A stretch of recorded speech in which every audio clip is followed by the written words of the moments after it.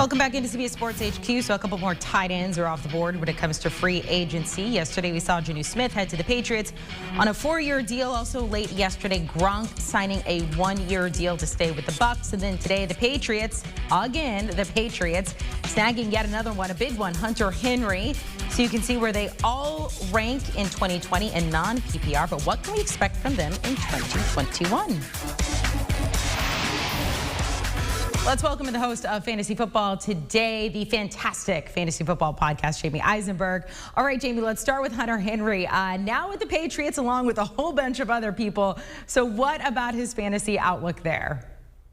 I hate this, Amanda. I absolutely hate this. I wish he had gone someplace else. I wish he would allow Jonnu Smith to be the guy there. But look, the Patriots are loading up. They're trying to recreate Rob Gronkowski and Aaron Hernandez on the field and what those guys were able to do once upon a time.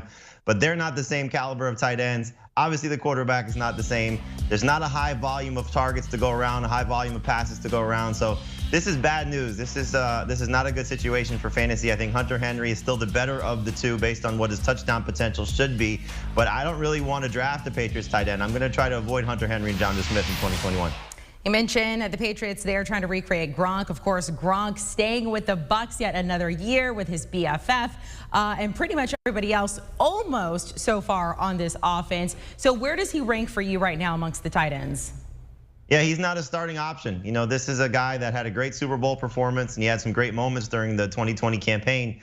But I think when you look at it, when O.J. Howard was healthy, he was the better fantasy tight end. And then at the end of the season, in the early part of the playoffs, Cameron Brate was the better fantasy tight end.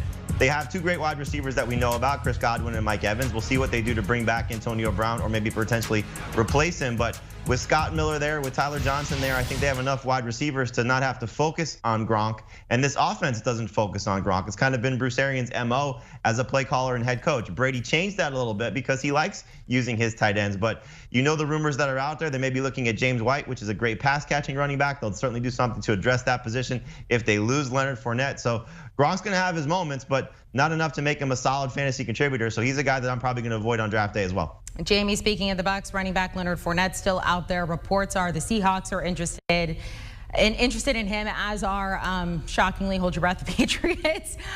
He could stay with the Bucs. Fantasy purposes, where would you like to see him go? I mean, Seattle would be the ideal situation if they move on from Chris Carson to the teams that you mentioned. You know, he would get an opportunity to be the featured guy there. We saw it last year in the playoff run, playoff Lenny, Lombardi Lenny. You know, when he got the chance to be the featured guy, the lead running back for Tampa Bay, he showed he still has something left. And, you know, once upon a time with Jacksonville, he was a great fantasy running back.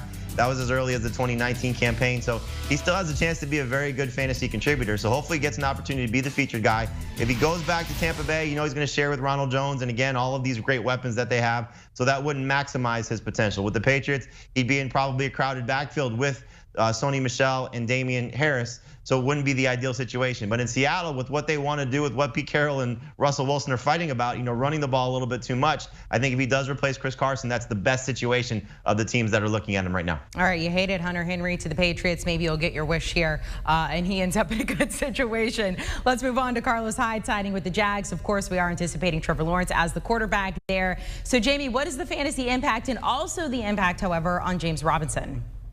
Yeah, that's the bigger story, Amanda. You know, it's the one thing that we were kind of waiting for with James Robinson because he had the entire backfield to himself last season. You remember Raekwon Armstead, several other running backs dealing with COVID situations, opting out, not being able to play. And so Chris Thompson wasn't the ideal backup to James Robinson in the Jaguars' eyes, and that made Robinson a fantasy star. And so if Carlos Hyde is the only guy that they're going to bring in of significance, it's great for Robinson, but I don't think they're done. I still think they're going to look for a pass-catching type of running back. Still a complimentary option to Robinson. But if it's not the case, if they're not going to invest heavily in the position and they go with some of the guys that they had on the roster last year and Hyde is the backup, then Robinson's in great standing. So he's a guy that's a borderline #1 running back, certainly performed that way last year. This offense will improve with the quarterback change. Getting Trevor Lawrence will help this offense. The coaching staff will be better. So I love it if this is all that they do, but I still think there's another move that's going to happen. We'll just wait and see. But for now, Carlos Hyde going to Jacksonville is a win for James Robinson. We could potentially see Washington make another move when it comes to quarterback, but as of right now, signed a 1-year deal with Ryan Fitzpatrick. So he leaves behind the Dolphins. He is there in Washington. But when, for fantasy purposes, the fantasy fallout of all of this, what specifically are you focusing on?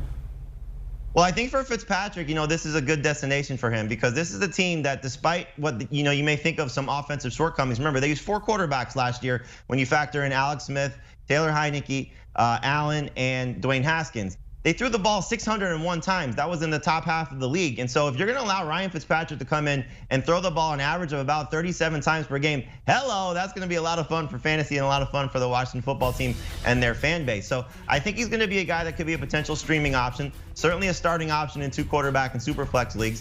Look, he was good for the Dolphins as a fantasy quarterback. His last 5 starts, over 20 fantasy points. For the season, when he got a chance to start, over 20 fantasy points. He was good in 2019 when he got a chance to start for the Dolphins after they moved on from Josh Rosen. So the best thing though is gonna be what happens to Terry McLaurin, because you look at when Fitzpatrick has been with a guy that he features, and we're talking about Stevie Johnson in Buffalo, Brandon Marshall with the Jets, Devontae Parker with the Dolphins. When he has a guy, he leans on the guy, and Terry McLaurin is the guy. So he was somebody that I had ranked outside of my top 12, which means he wasn't a #1 fantasy receiver. He's all the way up to number 7 now, and I don't know if I'm gonna move him higher, but I feel like I should because Fitzpatrick will lean on him and lean on him in a big way. Love the setup for Scary Terry going into 2021. All right, we love hearing that. We like you being happy. Let's talk about the Saints. Yesterday we were talking to you about the fantasy fallout from Drew Brees leaving. Of course, we did not know that the Saints were planning to sign Jameis Winston, and he is now back with them officially for another year. What is the fantasy fallout from this? Yeah, so we're going for a circle back to the situations I don't like, and I don't like the situation just from the standpoint of it's gonna be messy. Now, if Sean Payton says Taysom's our starter, Jameis is our backup, I like that. If he says Jameis is our starter, Taysom is the backup, I'm okay with it, but I don't love it because there'll be some Taysom Hill packages. But the fact that they're gonna compete tells you that Taysom Hill still has a chance to win the job. I would love to see Jameis as the starter for 16 games, even if he's in the Drew Brees role of coming off the field at times for Taysom Hill. But they told you last year kind of what the plan is. When Drew Brees was out with the rib injury, Taysom Hill got the job, not Jameis Winston. So Taysom Hill could be a good fantasy quarterback. He's not a better quarterback than Jameis Winston, who's got a 5,000-yard season on his resume. I just think it's gonna be messy if Jameis does start because of what Taysom Hill will come in and use those packages. So I would actually like to see Taysom win the job and be the better fantasy quarterback. And if that's the case, he could be a borderline starter based on what he does as a rudder.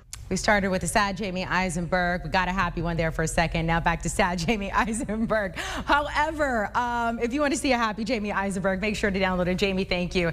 His podcast, Fantasy Football Today. There is an emergency pod already there today about Hunter Henry. Also, free agency losers and winners. Download it.